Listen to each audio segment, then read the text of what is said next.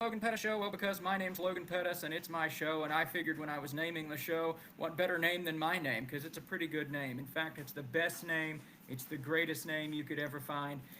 Anyway, here today on the show, we have Cody Kelly, drummer, pro wrestler, dad, myriad of other things, head of custodial staff for the St. Joseph School District. All the way from St. Joseph, Missouri, we have Cody Kelly. Cody, welcome to the show. Say hi to the people. Hey, how you doing? Well, Cody, let's just jump right into it. So, we'll start with the drummer thing. Musically, where does this start? I know the answers to these things, but the good people do not. For those of you that don't know, Cody, whenever I reference my brother Cody, this is my brother Cody. So yeah, 30 what 6 7 well 38, yeah, yours what, 37. Me th- I'm 36. I'm 2 years younger. 36, yeah, that's right.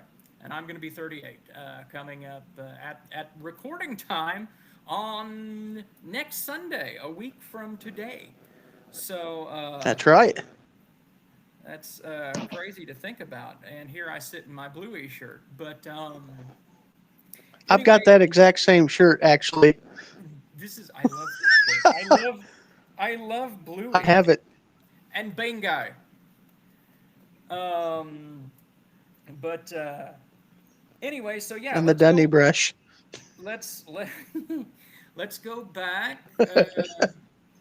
We're gonna go back basically all the way back 37 some years ago, and we're gonna start from there and musical influences. And what made you want to play music?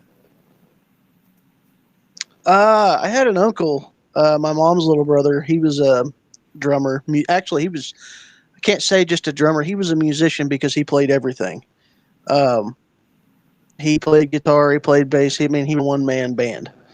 Um, I just got started playing because I wanted to be like him. He was my role model, he was my hero. And so um, I didn't start playing until I was about 7 or 8 years old. And here I am, 36 now.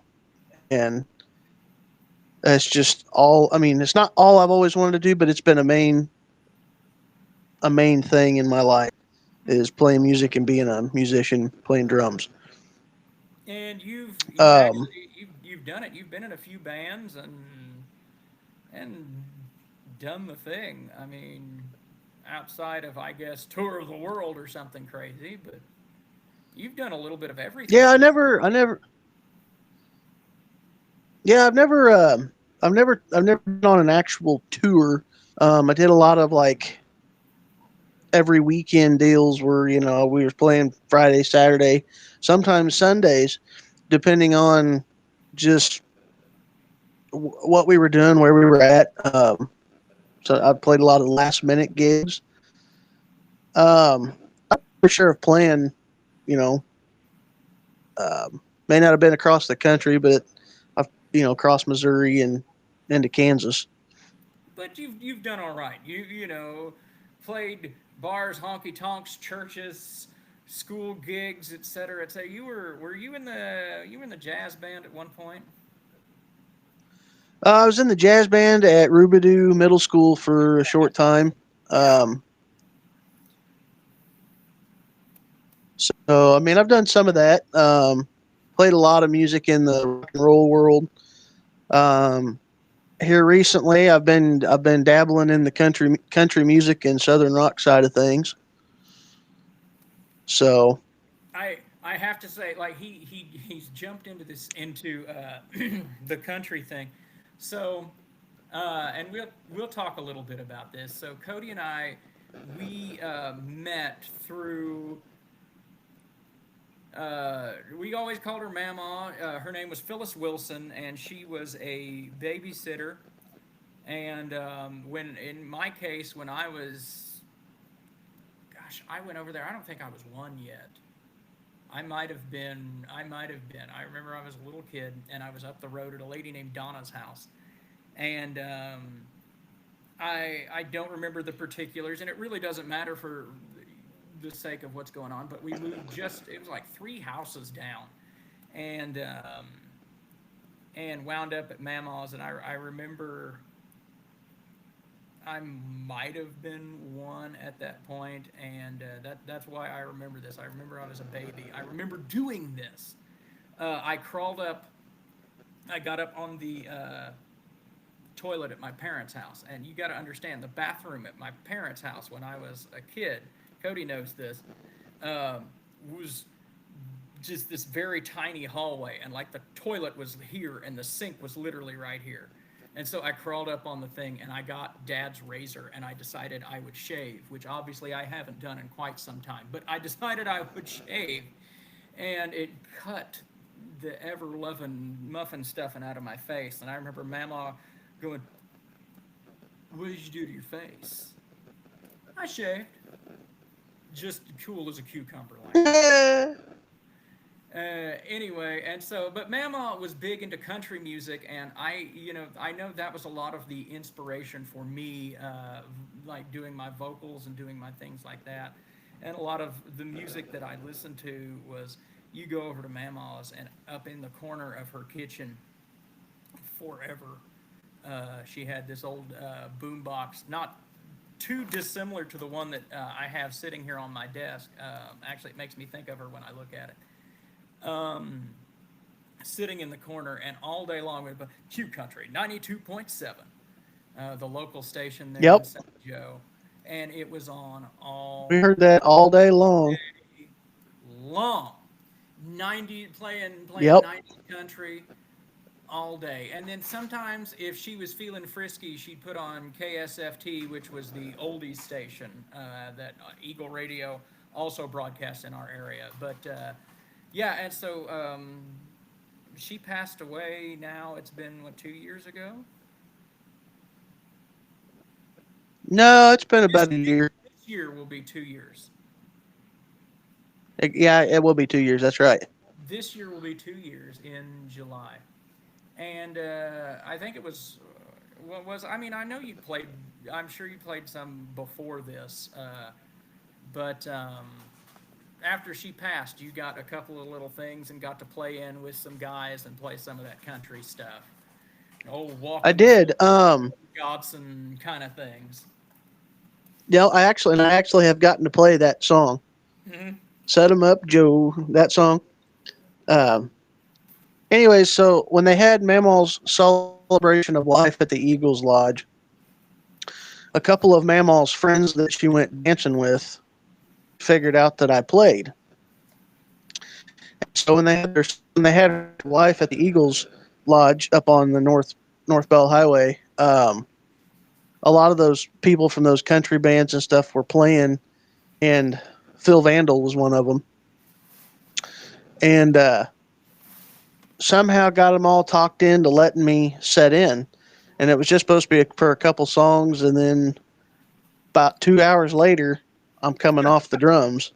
I got to set in and play with those. Well, because the guy that was their drummer, he was also running sound, and as soon as I started playing, he was just like, let him have it. Yeah, it's one of those things. It's like, oh, this guy's fully capable of this. Okay, yeah, sure. Yeah, he's like, I'll stand out here, run sound. I'll let him have it. And so, go ahead.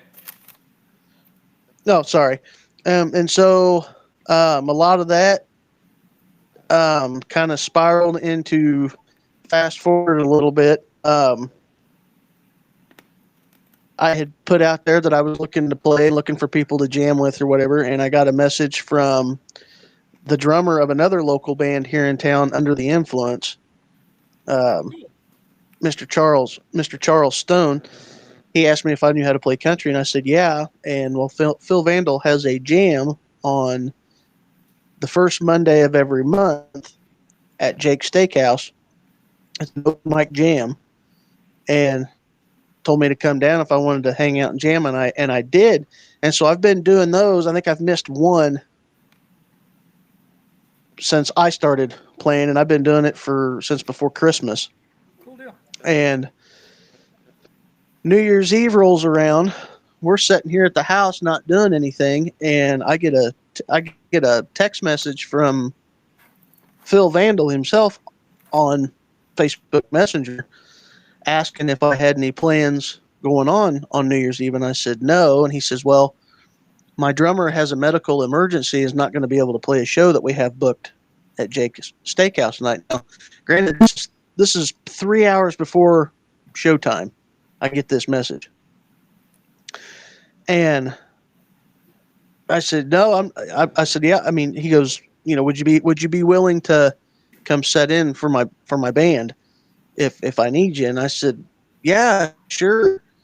And about an hour goes by, and he messages me back and says, my drummer's not going to be able to make it. If you think you can make it, come on down.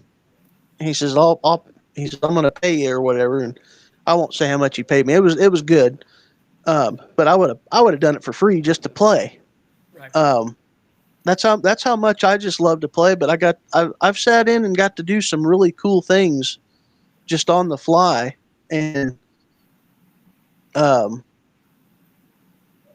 it's just nice to get those type of calls.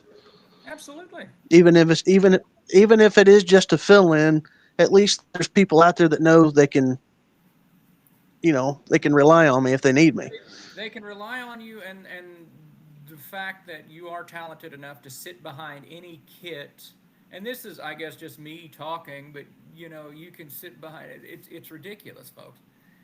Sit behind any kit with any band and play just about anything that's thrown at him. And the same thing, it'll make you sick, folks. He does the same thing with the wrestling. I mentioned he's a pro wrestler. He'll tell you he's a retired pro wrestler, but I will say this: pro wrestlers never retire. It's not an actual thing. But no, I took him. We'll talk about this for a second. We'll. You know me, dude. I'm all over the place. But no. So I'll tell the story about here a couple of years ago, 5, 6, 7, some odd years ago. I don't remember how long ago it was now. But when I was doing the thing with the AWR guys, and I picked him up, like he had just got off the flight. Like you woke up at early in the morning and got on a flight and flew it takes 2 hours to fly from St. Joe here. And I picked him up at the airport, and I was like, "Hey, you want to come to wrestling training?" And so I drove him to Lockhart because you go from Austin to Lockhart into Luling. And so I picked him up. We go over to where AWR was training at the time, and in the ring was Hernandez and those guys, and I can say his name on this show because nobody can sue me because this is true. Hernandez he's sitting perched on top of, we got pictures of this. He's sitting perched on the top rope up here, and he's doing his thing, and he's telling the guys, what they're supposed to be doing, and you tackle and drop down, get it again, and do this and do that, and so on. And Cody and I are just standing, and we're watching, and he's yelling, "Well, Logan, come here and hop up on the thing, and let me show you how to." And so anyway, Cody's like, "Man," and I'm like, "Go ahead, go get in there, get part of it. Come on now." And finally he goes, "You care if I get up here?" It's, "Come on up here." He goes, "So, you have any in-ring experience?" "Yeah, I train and He goes, "All right, well, you know how to, I don't remember what he had you do, some basic thing, whatever." And Yeah. and I mean, we were doing arm drags and stuff. yeah, but he started you off with some basic thing to see what you could do, and then you did Yeah. it. And not only, he was like, "Oh, okay, so he can do this, right?" So he gets him in there and starts him on some program of, I don't know, you're doing chain wrestling or something crazy. But we're doing arm drags and was it like an arm drag, hip toss? Yeah, what we did was, and of course, down there in Texas, the style down there is a little different than the way I learned. So and you got to remember too, you've got a guy that's trying to instruct you that 90% of what he's telling you is, and then you and yeah. So you got to bear that in mind too. So what they were doing is like the other guy was shooting me off into the ropes. Um, I don't think it was a clothesline. It was just a bypass. Uh, Yeah, you ducked the line, I think. yeah, ducked the line, hit the ropes, and the other guy hip toss. Boom, get back up, square back up. And the way I was doing it, like I was just up the video, and I'm not bragging on myself because I haven't like wrestled in probably 15 years, but I will I brag did on it. him. It was amazing. For him to It have not was have been in the ring for like 10 years, and then it's like, what ring rust? yeah, it was pretty. I will say it was pretty smooth. It was pretty smooth, and then he's doing um, whipping us off into the ropes and doing just a regular arm drag, classic arm drag. And I remember him telling me, he's like, he got pissed at the other guys because they were sloppy. And then I I took an arm drag and I did it a couple times, and like he was like, that's about as smooth as Bret Hart or Shawn Michaels. And I'm like, no, I'm not gonna compare myself to those guys, no. But It was thank really you. good, and to come from Sean, that is a big compliment. Sean, I will. Yeah, that People will probably, I don't know, throw things at me. Sean knows what he's talking about. Sean knows wrestling. He's not stupid. He just kind of a jerk. And I'll leave it at that. I'm not trying to get in the middle of anybody's $20 indie wrestling drama, but no. So yeah, Cody, after having not been in the ring for over a decade, just gets in here with guys that are training as, recently as yesterday, and just wiping the mat with them. It's insane. Um, even the big. Remember, he had you in the ring with my guy, the five yeah. hundred pound, 7 foot tall giant. Um, and that kid is so when it comes to moving around. Um, Yeah. yeah, no, absolutely ridiculous. And so anyway, we'll get into the storied wrestling career, but yeah, he's one of those people, folks, that just picks up something and then has the talent to just like make it happen right there. Megan does the same thing. She's like, watch this. I haven't played piano in 29 years, but watch this. It's like, okay. Me, I'm over here going, I can play the radio. I make silly Yeah. voices. I wish I had some sort of usable talent, but no. So Cody's talking about like D2. He's talking about like Phil Vandal and people like that. In our area, like these people are like, I don't like people that brandish the word legend around a lot, but okay, they reached at least some sort of iconic status. Phil Vandal's been around playing for a long time. Oh, I mean years. Um, I mean he's been around for. I mean. he's he's I mean he's yeah. one of the most locally famous guys that you've probably never heard of, but probably should. Like he's somebody that should have probably made it 100 years ago, and just for whatever reason it just didn't happen. Same thing with I just lost his name. The statue, Todd, Todd Cooper, Todd Cooper, Todd Cooper. Todd Cooper, and all the guys from Full Power should be something. And just life happens sometimes. Life happens. Cody can Speaking of attest. Todd, You can attest to this. Life happens. Sometimes the goal changes. Sometimes, yeah. sometimes God moves the goalpost for you. You were plugging along fine, and then it's like, oh, look, I have a child now. And it's Yeah. like, well, Pink and I had this conversation on our last podcast. It's like, when do you stop chasing the neon rainbow at some point? And it's like, Right. do you ever stop chasing it? Not really, but it doesn't become the priority anymore. We had this conversation Right. about a week ago. I said, let's be realistic. We're Yeah. both 40 years old. I'm not going to be a WWE superstar. I never was anyway. I don't have I just went on a tirade on Facebook about my own training.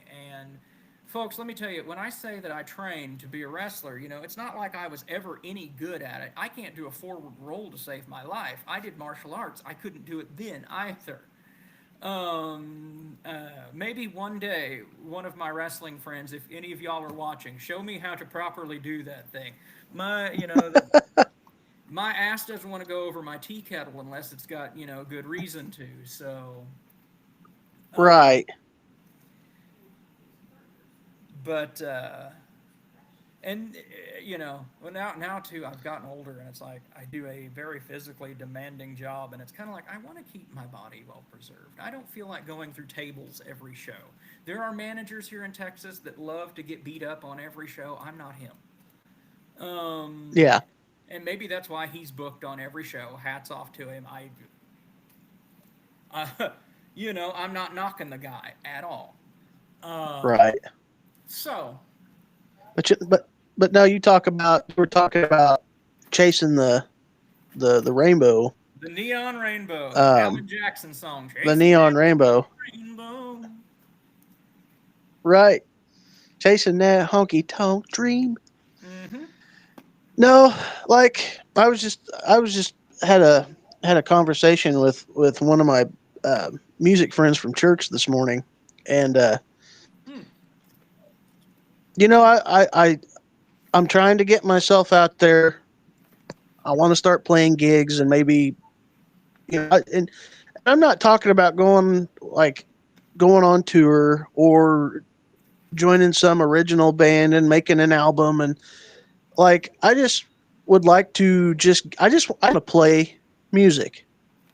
I want to like I would love to get into a well established cover band that goes and plays parties and can gig every weekend and set in and do whatever for whoever Well, calls them.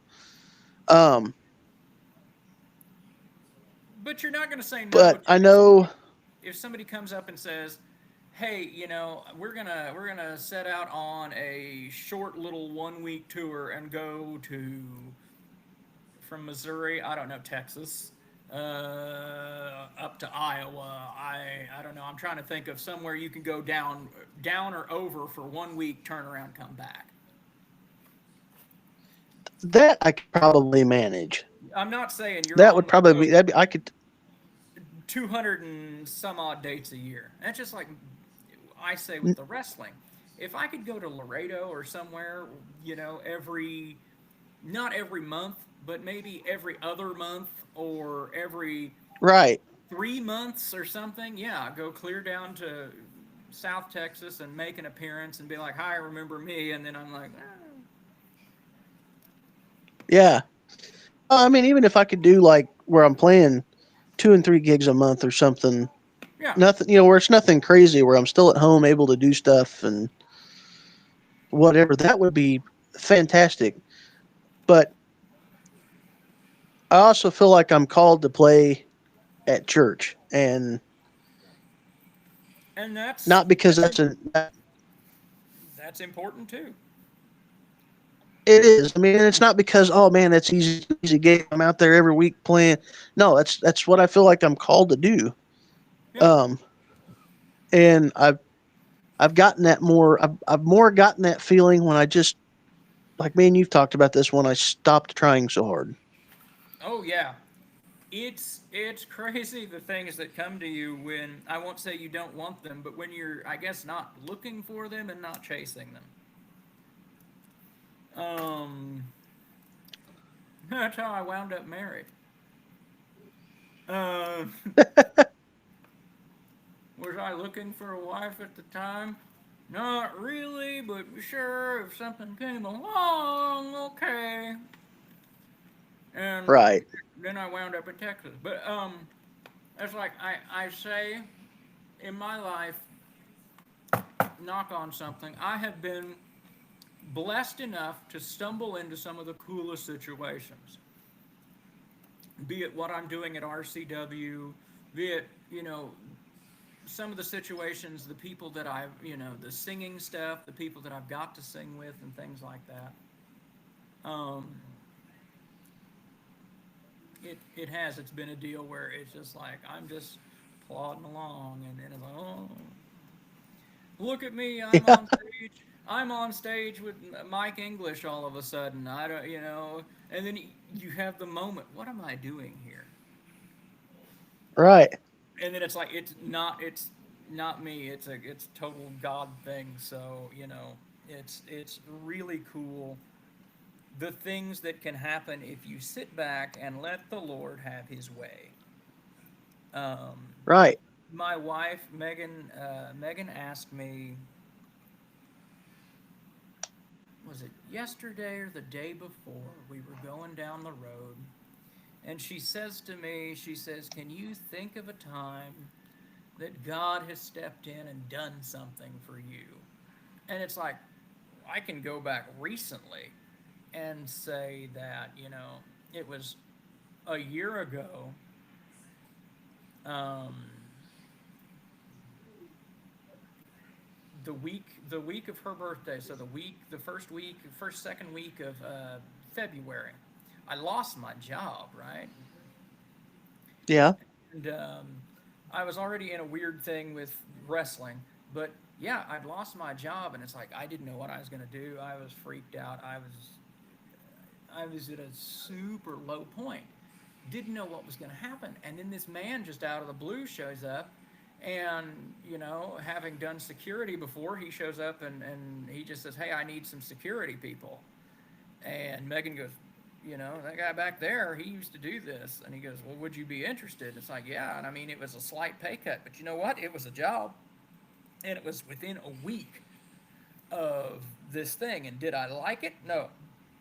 I don't like working nights, but you know what? I knew it was a God thing. And I used that to, you know, in, in a short period of time, it was like, and there were a lot of things that had happened in years prior that I was holding on to, and it's just like you got to let things go. Just let it go, dude. Right. But yeah, so yeah, a lot of things happen when you're not expecting it. Mark Lowry. For those of you that don't know who Mark Lowry is, Mark Lowry is a Christian comedian. He's the guy that wrote the song "Mary Did You Know" that everybody sings at Christmas time. He once coined the phrase "God is in the interruptions," and it's like that was a huge interruption in my life, but he was there, and so Yeah. that led me to get Yeah. back to him, and I made amends with a lot of people, and I really got into the Word, and I got to hopefully he'll be on the show some point. But my brother Ricky is another one of those musicians. He was in like a Christian screamo band, and or not Christian screamo band. He was in a screamo band, and I'm talking like that kind of music that goes. And he went from I don't want to tell his testimony, but he went from like this very angry place to now he's the lead pastor of the Weston First Baptist Church.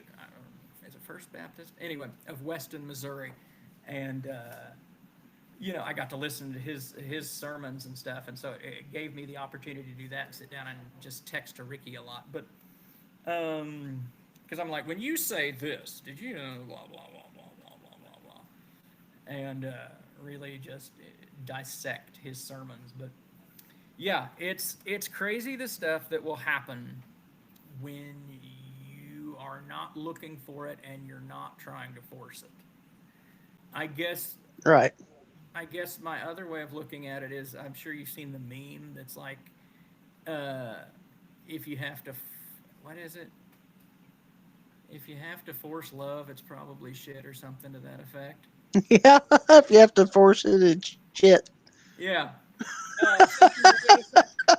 And it's like, I understand that. Yeah, if you've got to force something, yeah. So you're best just to let it happen. You know, put your Yeah, name pretty out there. much. Put your name out there like you have, and then you just sit back and you pray about it. You can pray about it all day long. That's fine. But Well, and it's funny. It's funny you say that, and it's something I have been praying about. But of course, I played that gig with Phil Vandal, and I've become acquaintances with him.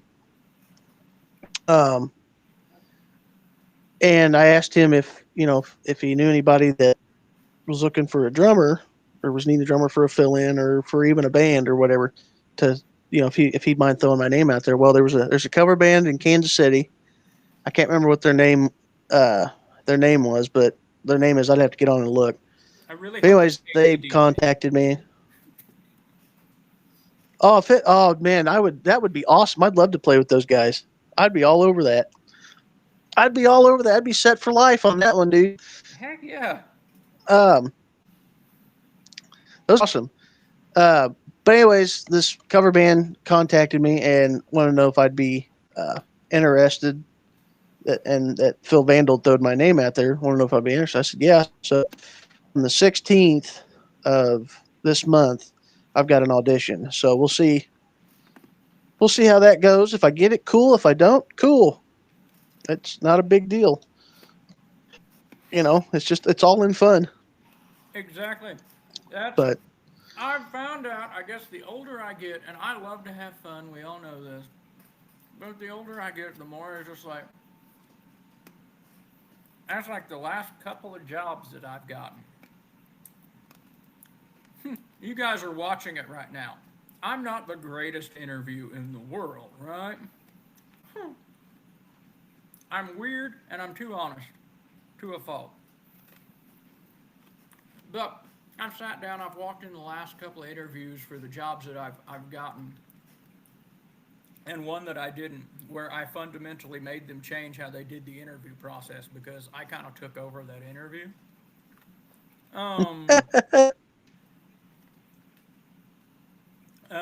it's very, it turns into like an office space situation where I just come in. You remember where the guys were like, "What is it you say you do here?" And it's like, "Well, I yeah, sneak in the back door about 2 hours late, and I probably do about 15 minutes of real actual work. So anyway, what about y'all?" Um, no, yeah. it's one of the it's that kind It's of my situation. stapler.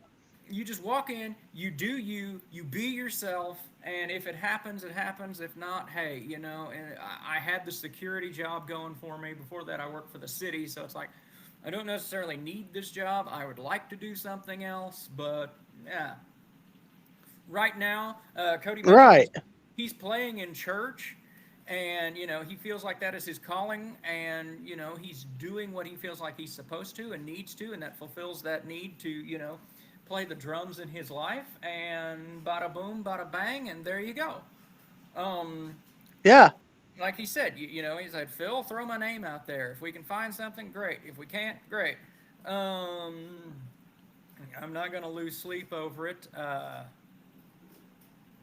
There we go. My bills are paid, and my kid has a nice place to sleep at night. So Yep. there you go. Pretty much, man. We might talk a little bit about Miss Blake here in a second. So that's music. He's done in a couple of bands. He did what's 16 rounds of Vengeance with some Yeah, and guys. then the one yes, friends of mine. Well, one of them was another kid I grew up with, and then a couple guys that played in a band with an uncle of mine that had passed away.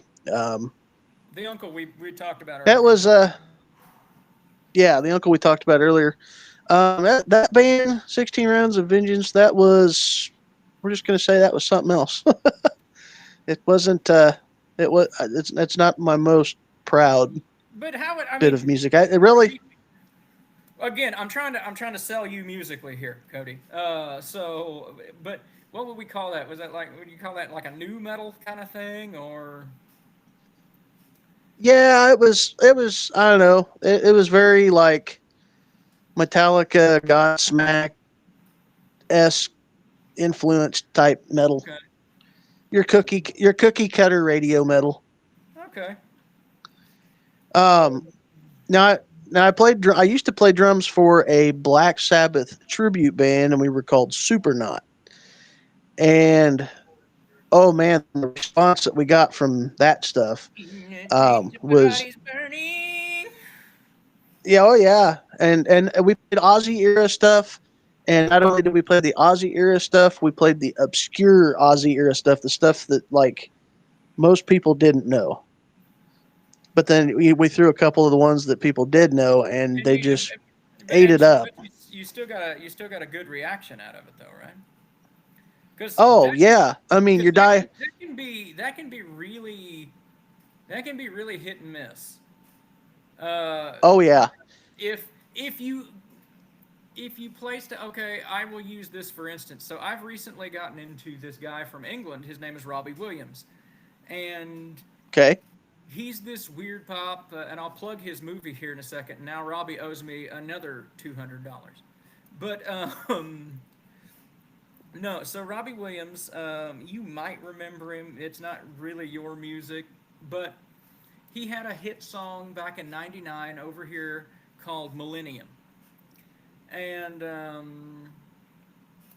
anyway, Maybe.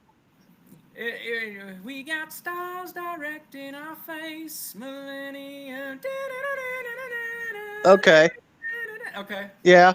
Okay, well, Robbie Williams, that was his like one hit over here, and then he had a minor hit called Rock DJ that came over here. Well, Robbie's thing is he was very unapologetically cheeky and British, and so he didn't really translate well to American audiences. But you look at him over in the UK, dude is massive. Like I've never seen crowds like this. Like Garth Brooks stadium level like crowds, right?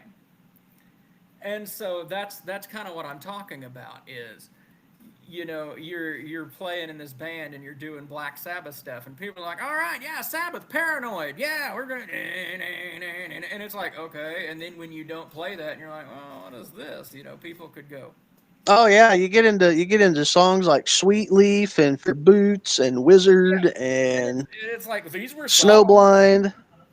Yeah. these were songs that connected over there, but yeah, if you can make them hit over here, cool deal. But yeah, so Yeah, I really speaking of Robbie Williams, yeah, check out his movie. It's called Better Man.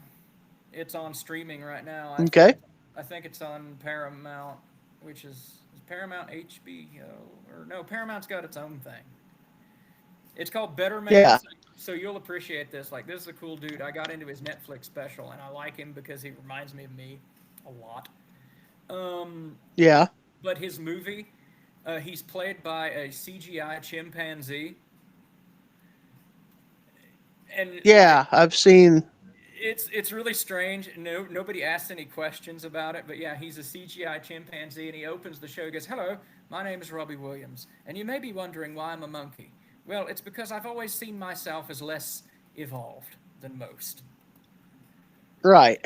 And then it delves into this whole like thing with his psyche and its music, and it's done by the guy that did Greatest Showman. If you've seen that, so plug Yeah, for oh yeah. Wait, I have a copy of it. plug for Robbie Williams and his movie right there, and you now owe me another $200, Rob. I'm totally not counting, and I'm not gonna hold my breath on the money. But if you did, or at least come on my show. You need the publicity in America, and I need the viewers. There you go. Shout out to Robbie Williams right there.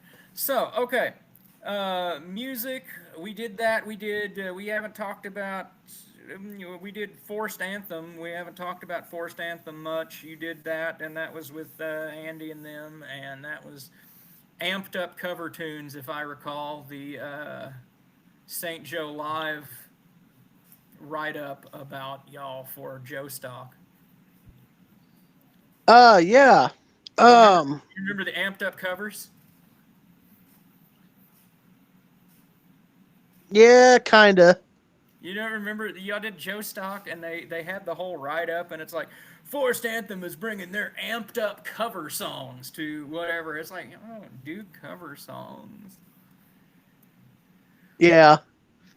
Yeah, I remember. I kind of remember that. Yeah, and then we played, and it was just kind of whatever. But I know when We I was in definitely. Supernaut. Uh, they did a big spread on us in the St. Joe Live, and had a big picture of me, Nate, and Oz. You did with Ozzy. You did If You See K too, right? Yeah, that was actually my first gigging band. That was the first gigging band I ever got into. I was 18, and uh, that's where I really cut my teeth And in the music scene. if you see K, you can look them up. They're on YouTube. I think there's some video of Cody playing. If not, whatever. I mean, you can hear what they sounded like and what he was doing. Actually, I Yeah, think there's you can video. look up. You can look up just about every band you've been in, right? I know the Supernaut stuff is on YouTube. Supernaut stuff is on there. If there's any If You CK stuff, I think it was after I was in the band because I left Yeah, um, because there's like a and recording. went. There's a recording before you were in the band, and then there's you, and then I don't. People didn't own cameras or something at that point. Yeah, or something. And I mean, we didn't have smartphones at that It time, was it was so the dark ages, pretty much. and then So, but if you yeah, would but get yeah, if you bluesy and CK, it, yeah. But I mean, that was a cool band. I mean, it was. If you're into bands like Clutch and Caius and Sabbath and stuff of that sort, Jimi Hendrix, a lot of I Jimi Hendrix type stuff. I liked If You CK because they took a stab at John the Revelator, like Yep. like the it's not Taj Mahal. The name will come to me at like the ninth hour tonight, and I'll be like, I remember. But yeah, no, like the old school, the old school version of that song. Yeah. Anyway, it was just really cool to hear that stage. You don't get something like that often. Um, but yeah, Yeah. so that's what I say.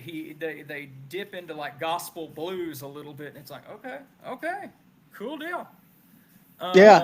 Um, and then yeah, we did the 16 rounds, FUCK, the Forced Anthem, the da da da. He's doing country stuff, playing at church, um,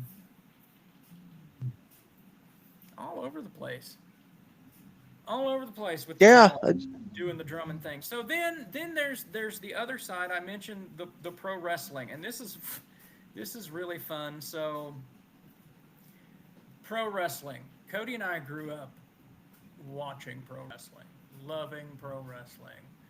Cody, when I tell people the stories about the action figures and the stuff, and it was always my job. Well, Cody was the action in the ring, and this tells you a lot about our careers, right?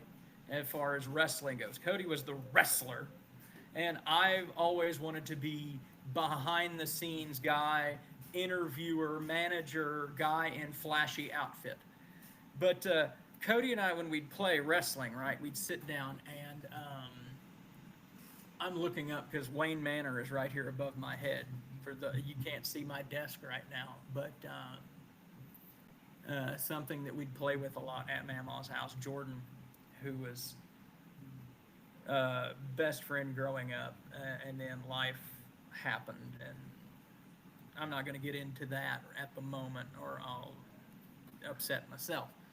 But anyway, we play wrestling, and we're down here on the thing, and so there's Cody, and he's got the ring, and he's got it set up. And I mean, I had a ring too and this stuff, but But so he's down here and he's like, this guy's gonna crash into this guy and this is gonna happen and here's the swanton bomb, right? And he's doing the thing and I'm up here calling the action. I'm JR and the King and I'm like, here we go, Jeff Hardy, my God, the swanton bomb, swanton, is he gonna get it? 1, 2, oh my gosh, he kicked out, oh son of a bitch, stop the mat. Anyway, so it's my job to be JR and the King, and then when it's over, to be, and your new WWF champion, Jeff Hardy, you know. So, and that really tells you everything that you need to know about where our heads were at when it came to wrestling. You've got, you know, this guy who's all about what's happening in ring, and then I'm all about what's happening everywhere else. Because I am athletically awkward. I am physically awkward. If I find a rock out in the parking lot, chances are I'm going to step on it and roll my ankle. And then try and make a comedy bit out of it. So I was never gifted in that. That's why I said I spent like 2.5 years training with Hernandez and AWR and whatever it was doing that. And basically they taught me the things that I kind of learned. I did martial arts for a while and I was kind of okay with that, right? But you know, so Yeah. they taught me the basic things, you know, the back fall and I can front fall. And I did theater for a large chunk of my life. So pratfall, I love to pratfall. I love to just slip on the banana peel and get, you know, physical comedy. I love that. So yeah, Yeah. doing basic falls and this and that, and then I learned. So this is something Cody touched on earlier. It's a different style here than, you know, we might learn in Missouri. So, and we'll get into that kind of training. But they had to teach me how to hit ropes a different way than I'd learned, and so Cody started. Well, he didn't start his wrestling training with him, but there's a guy named Craig Giesman, lives in St. Joe, Windy Wine Company. Now Craig owes me $200 for shouting out the Windy Wine Company. You're welcome. But Craig trained Cody. And I trained for that long with Craig, and then I tell people all the time, I'm like, Craig and I got sideways at each other over stupid stuff. We're fine now. It doesn't matter. And that was the end of that. But I stayed around at different promotions and set up rings and learned from people like Michael Strider and whoever I could learn from. But no, so Craig, though, was old school. Craig was trained by Sonny Myers, and Sonny Myers was one of those cats from the 40s, 50s, and 60s. Sonny Myers was the champion that had to drop the belt to Orville Brown when NWA became the NWA. So that tells you Sonny's training, right? So one of the things they taught was, you know, you hit the ropes here on your side, and you do this thing, and it's also a psychological thing. You know, your opponent's whipped you into the ropes. Yep. Okay, and you do the thing, and you've turned here. So not only if you're the heel or the face, depending on which direction you want to go, you can either at the crowd or, you know, oh no, you know. So you can do that with the crowd, and you're also not looking at your opponent. So, you know, you turn back around, and they can hit you with whatever they've got. Yep. And so that's something that I learned how to do, and I remember doing that the first time, and Sean going, "What are you doing?" And a few other choice words. But what are you doing? And I, you know, told him. I said, "Well, this is how I was. Well, you know." And so up here or down here, they do full back like this. It's full back, and it's strange. It's how you when you come off the ropes like that, but it's different. But different territories, it's different. Well, yeah.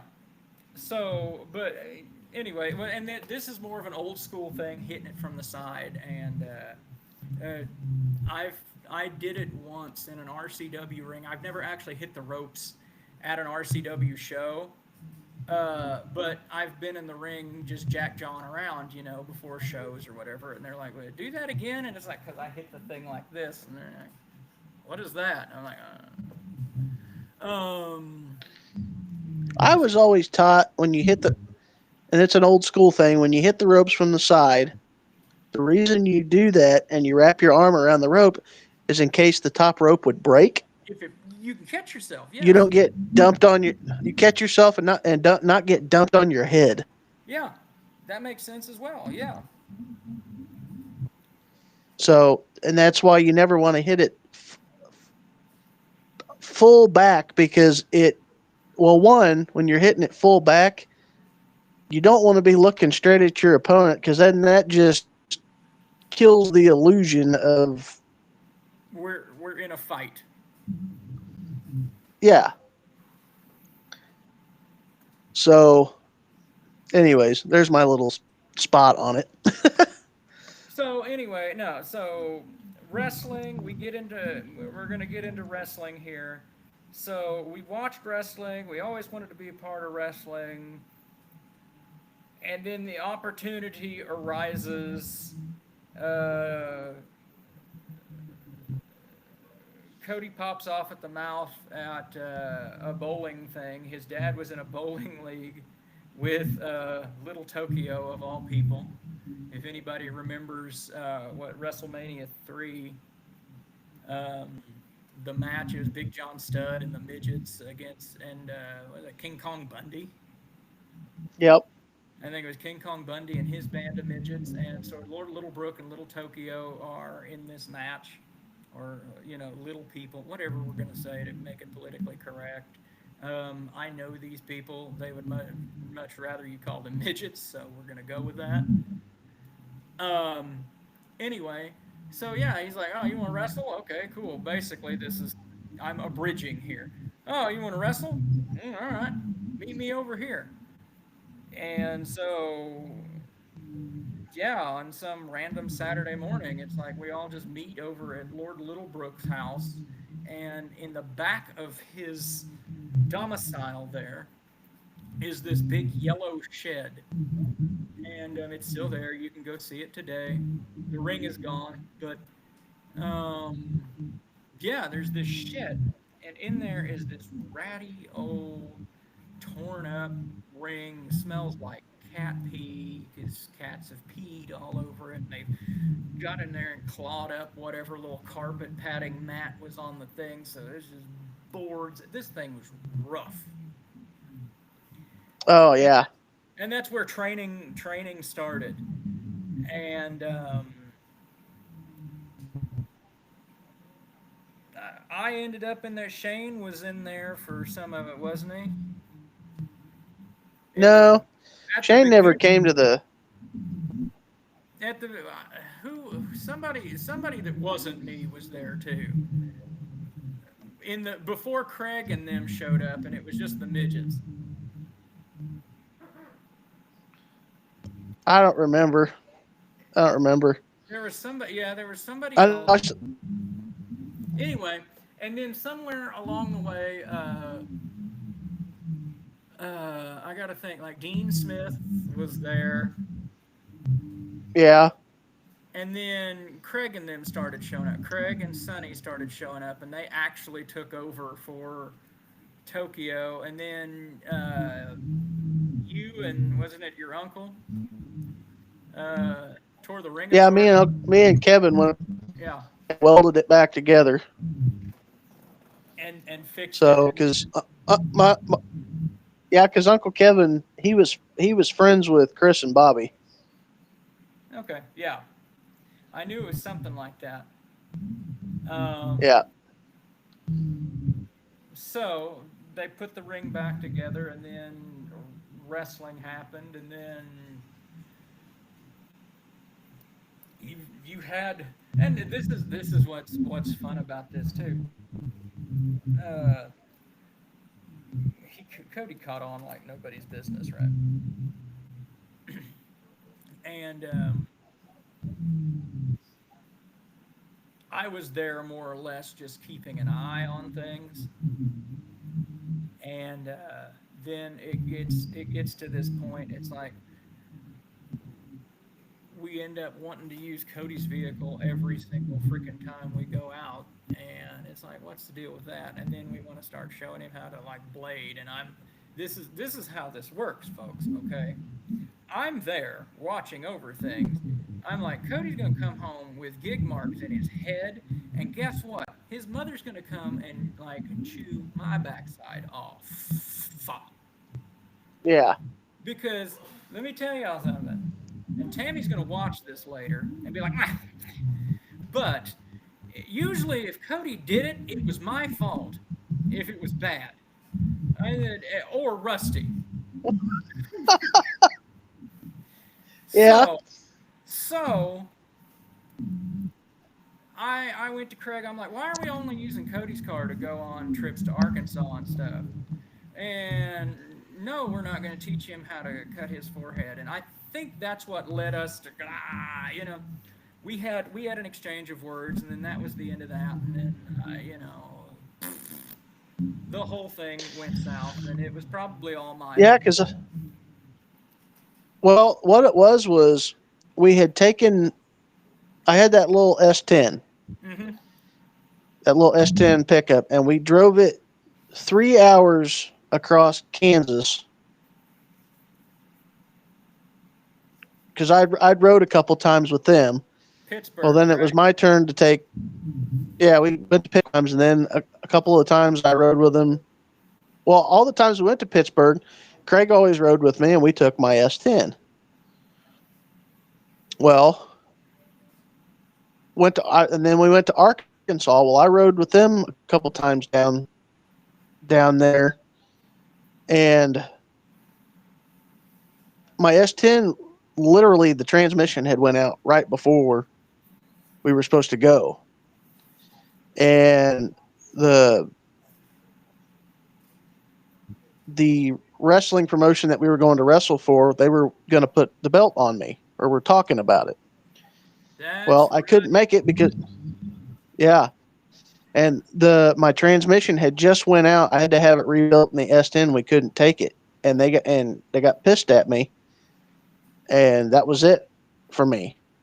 Like that was the end of basically my.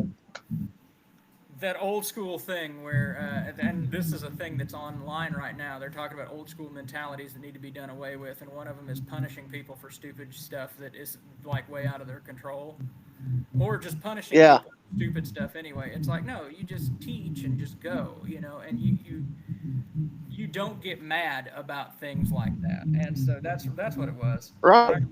I remember now, and then I stepped in and I ran my mouth as I am wont to do. And Yeah. and yeah, but as I said, everybody's okay now. Actually, Cody went and trained with Craig here a year or so ago, and I did a show. We did AWR. Craig and Miranda was there, and actually Miranda's going to be plugged for RCW real quick. Miranda's going to be there March the 23rd for the show at the Von Erich Ranch. Get your tickets now. But no, so I'd forgot. But yeah, that's what. I forgot about them putting the belt on you. But yeah, so Cody picked up wrestling like it was, old habit, man. He was able to get in there and do the thing. I got hip tossed to death and was too stupid to stay down, so I could do the thing. I was pretty tough. I just, again, I'm not athletically gifted, but I learned how to bump and do the thing, and I made a pretty decent career for myself. I was manager of the year. But I got a belt. Yeah, so the short time but yeah, no, the short time I did wrestle, it was fun. I got to live out a childhood dream for a short time. And that's what I was getting at. Like, one of those shows, you were backstage rubbing elbows with Rick Steiner, who is the dad, the father of Braun Breaker. Yeah, in NXT right that was pretty neat. Rick Steiner and that was pretty. Lenny Lang and my personal favorite, Screaming Norman Smiley. Yes, Yep. And TNA's Shark Boy was there too. Cody does know how to So do the big wiggle, yeah, by the way. I don't know if Norman gifted it to there you him. go. I don't know. That's the little wiggle. Norman gifted you the big wiggle. So, and I mean it was pretty neat to do that. That was probably the one of the highlights of the short time I did wrestle. Um, and I actually got to sit in the locker room. Norman Smiley watched my match, and when I came back to the locker room, I sat down with him and got to talk to him for just like an hour, and he gave me pointers and just I mean he's just a genuine nice guy. He seems like it. So He's a yeah, coach I now think for NXT, I believe, or yeah at the yeah he's in at the the Performance Center or whatever it is they do. Yeah, yeah I always still want to call it the power W head, yeah. If you well, I mean, but if you it's the see the performance Performance center. Center, it's kind of set up the same way. Actually, when I go to ever so often, I will waltz into the Hybrid School of Wrestling on the other side of San Antonio. They now owe me $200. I better not say that.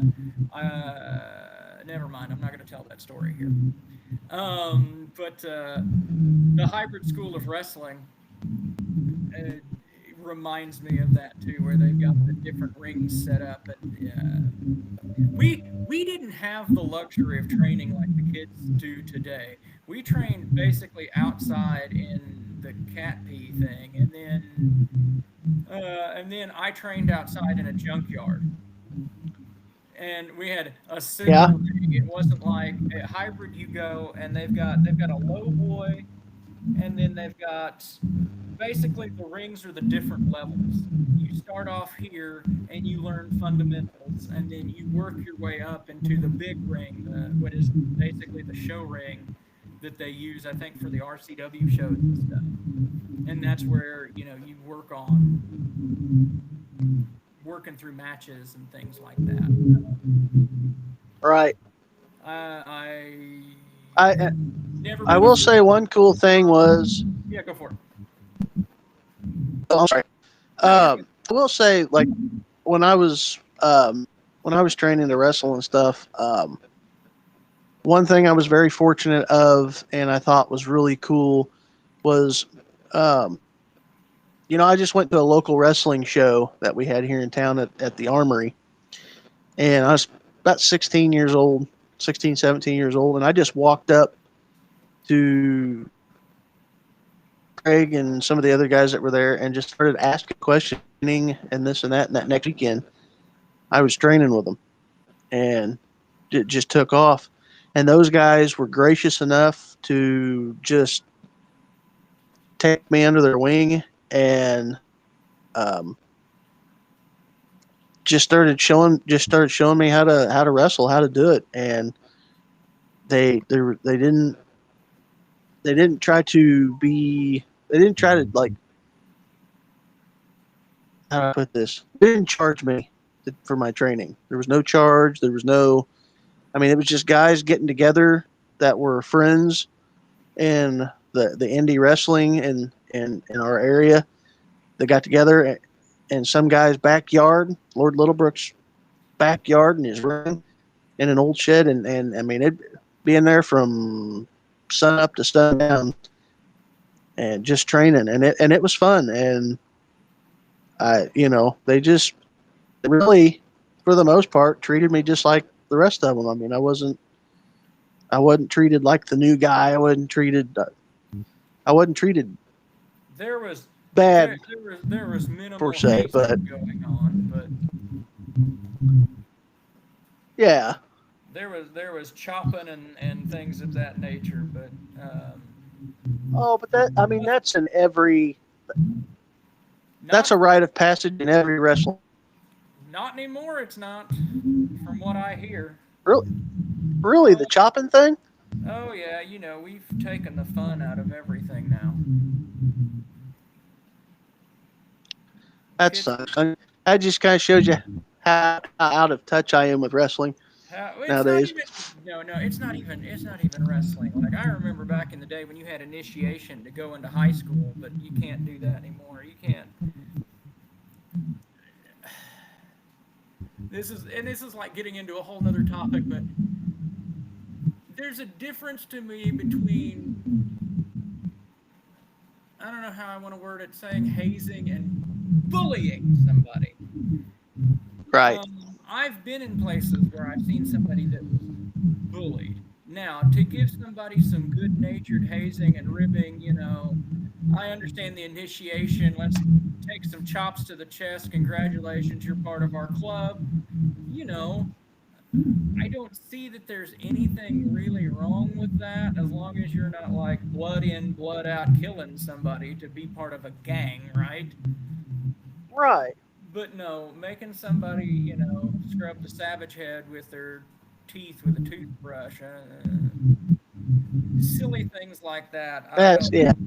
Now, I've also spoken with other wrestlers who, in their day, if you want to be a part of this, we're pooping in your gym bag or something like that, right? Eh, Oh yeah, that was always Now, that is always wrong. done. And that's just on the tame side of life. So, that said, wrestling. We've got a little bit of time left on here. I don't want to go super super long, but wrestling. So as of the recording of this, John Cena turns heel last night. Uh, I See, guess I guess Cody Rhodes comes out and hits The Rock with, well, he didn't hit The Rock with the FU. That's John Cena's attitude adjustment. I got to watch how I say it, but he tells The Rock FU, and John Cena, I guess, does the deed and turns heel for yeah, the first time in what 22 years now. yeah, and I think it's long overdue. I'm hoping it's not one of those things where they've waited too long for it, and it's just something that's going. I Ah, think if I think I think if they would have done it sooner, everybody when everybody was thinking he should have done it, it would have took off that like when Hulk Hogan turned heel. But I just don't see it at this point in his career. my thing is, and I kind of called this a few weeks back. He's on his way out. He's never turned heel. So we're going to turn him heel. He's going to get the belt. He's going to hold the belt probably for the rest of the year. And then whoever their super face is going to come in and save the day. Or you know what I would like to see? I want to see Star Wars booking with John Cena. I want to see whoever it is, be it Cody or whomever, comes along and is like, I know he's still good. I know deep inside him he's still the Make a Wish guy. I know we can turn him back. And then at the end, take this mask off. You know, tell your Yeah, sister you were right. And then John Cena, apple juice off into the sunset, ba ba da by da everybody. da da da da. Um, I would like to see that, but yeah. So I think it's nice. I mean, a lot of people called it that he's going to turn heel because we haven't seen it. What I didn't like about it is, and this is like very subtle overthinking wrestling. Logan, stop it. But just nuance things. Why, when he was done, do we feel the need to? Yes, we're going to drive it home, I guess, for the audience, whatever. But he makes that face. I'm a bad guy now. Clearly, you. He looks like he's trying to. It looks like he had a bad poop or he smelled something bad. It's because this is my thing, and again, coming from acting, which a lot of these wrestlers I've found can't do. I don't believe them a lot of times. But controversial statement I just made. I'm sure Right. I'll get heat for that later. But I've always found the best villains are the villains that don't act like they're villains.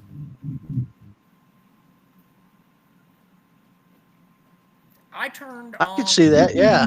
I turned on the Texas Treats one time, and people still want to hate me because how dare you turn on the Texas Treats? How could you betray the Texas Treats? That makes you a bad guy. No, that does not make me a bad guy. That makes me a good businessman because I saw a team over here that was full of intensity and fire and vigor, and they wanted those belts that these guys had. Eye of the tiger is what they had. And so what did I do? I jumped on this bandwagon over here. And I took those belts with me. Yeah. That doesn't make me a bad guy. I don't know that it necessarily makes John Cena a bad guy because he sided with The Rock so that way he can get the belt that he wants to have on his way out the door. Right. No need, in my opinion, to make sure we drive home that I'm John Cena, I'm bad now. Anyway. Right. He could have done it a whole different way. That's just my thoughts. And then hopefully by the time the whole thing's over, I want to see John Cena versus Joe Hendry. I believe in Joe Hendry. I do believe in Joe Hendry. Actually, if I could see John Cena with the TNA belt around his waist at some point before this year's over, that would make me happy. That would be strange. I know, but it would just be something. You know, let's make the most of this partnership. Let's do something you never thought you'd see. Let's have John Cena as the TNA champion. Or we've talked about this with this partnership. I want to see Get Ready to Fly AJ Styles back in TNA, and can we have him? I would love to have a run with the belt. I would love to see him go old school, cut the hair off, shave the beard, or old school. Have him win the X Division belt or something crazy. Yeah.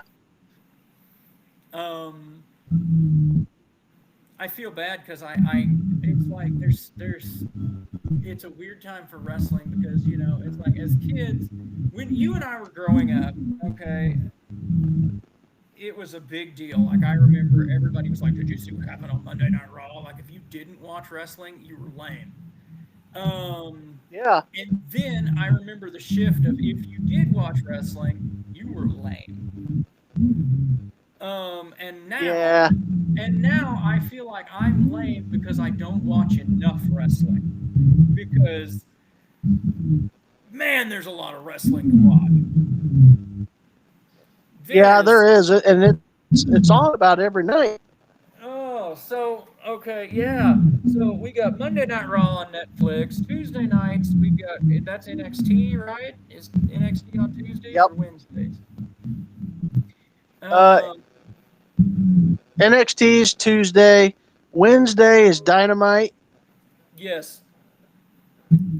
Thursday's nothing. Friday is SmackDown and Rampage. And Saturday night is Collision. And then, I'm sure Yeah. Thursday night is some sort of indie show that I'm supposed to be watching. You know, I don't. And then you can't watch TNA. TNA is on some random network that you can't get. It's on the CW. And then, is it on CW now? I didn't know that.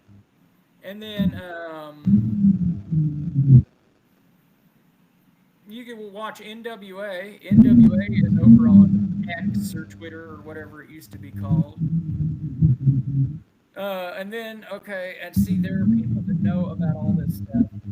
MLW comes on, and then Title Match Network, shout out to Title Match Network. They carry RCW and about all the Texas indies, and I can't keep up with all the Texas indies, especially in the San Antonio area. So right now, the San Antonio area, basically the way I look at it is there's RCW, and then there's nobody else really, because I can only keep up with RCW. But the problem with it is again, the hybrid school of wrestling. It is one of the best wrestling schools in the San Antonio area.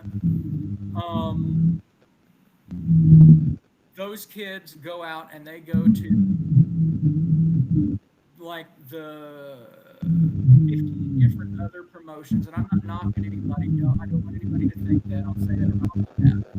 But okay, when you're at RCW, and then in the same city you're at this promotion, XYZ promotion, XYZ promotion, XYZ promotion, ABC promotion, ABC promotion, and you're all like the same thing, doing the same characters, the same stuff, and it's like the talent pool gets kind of shallow. And so then, Yeah. not only the RCW title is being defended this week at ABC against XYZ's person. It's too much. It's too much, and then I feel bad. I feel like I should be more involved in a lot of what's going on. But it is in San Antonio, and that's quite a drive for me. But I do. My hat's off to Right. those kids that are out there doing that thing, busting their butts night in and night out. And on one hand, I think it's cool, all the partnerships and promotions. On the other hand, I feel like it kind of muddies the first little bit. But it's working, fans are happy, and I can't tell that at the end of the day. Yeah. So, there it is, folks. Cody Kelly, he's a drummer, he's a pro wrestler. Dad. Blake is now, what, 18? 6. Yeah, no, she's 6. She's my little pal. I feel so old. Honored and cat poop.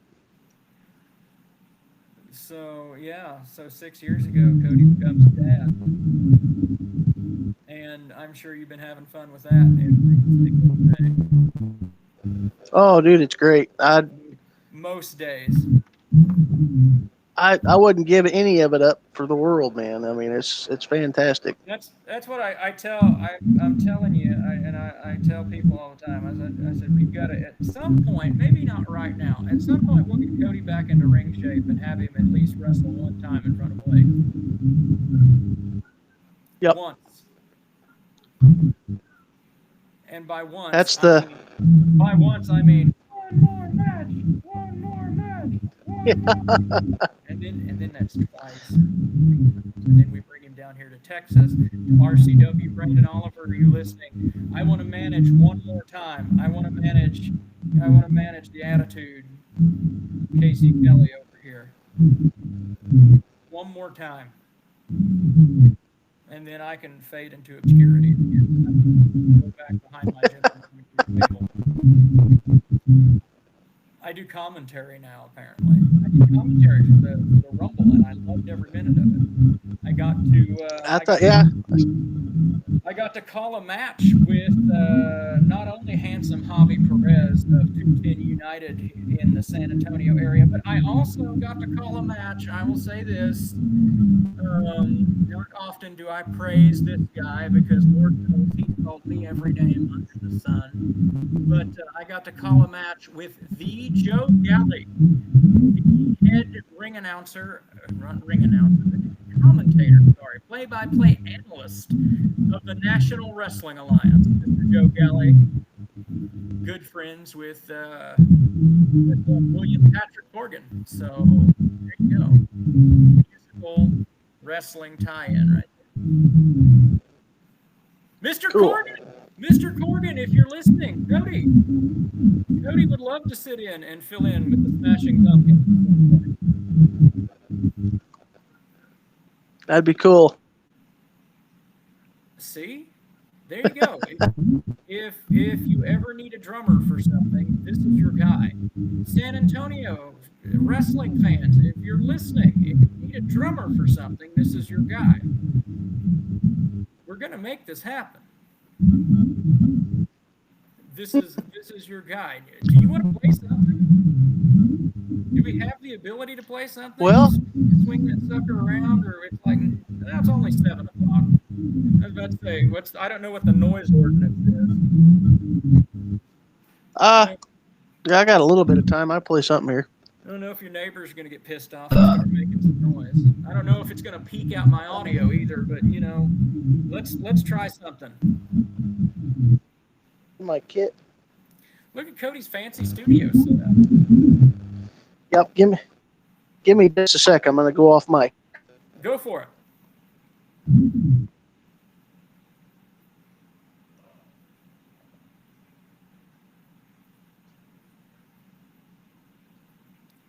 Cody's going off mic, fixing to set up over here. Gonna play us a little drums. Seriously, folks, this dude's talented, man. He can play just about anything. Phenomenal drummer, phenomenal wrestler, great guy, good talent. I've known him for years. I don't know what I'd do without him.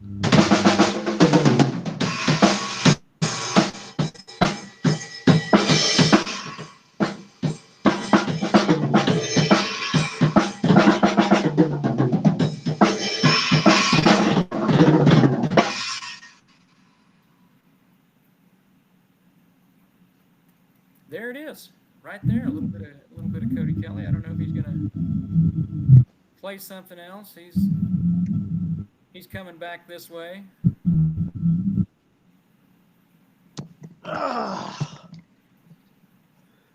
There we go. I probably blew out your speakers. No, actually, it did well. It didn't even peak out anything, so we're good. So we're at an hour and 21 minutes. We're gonna start cutting her off. Cody Kelly, again, drummer, pro wrestler dad over here. My brother, known him his entire life. Anything we need to shout out, anything we need to shill, product, where can we find you? Do we need to find you? Do you want us to find you? I mean, I'm on Facebook. Anybody wants to find me, so.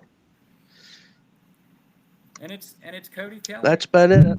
His name is going to be on the thing. I'll get it typed up, put in there. So there you have it, folks. Cody Kelly, right here on the Logan Pettis Show.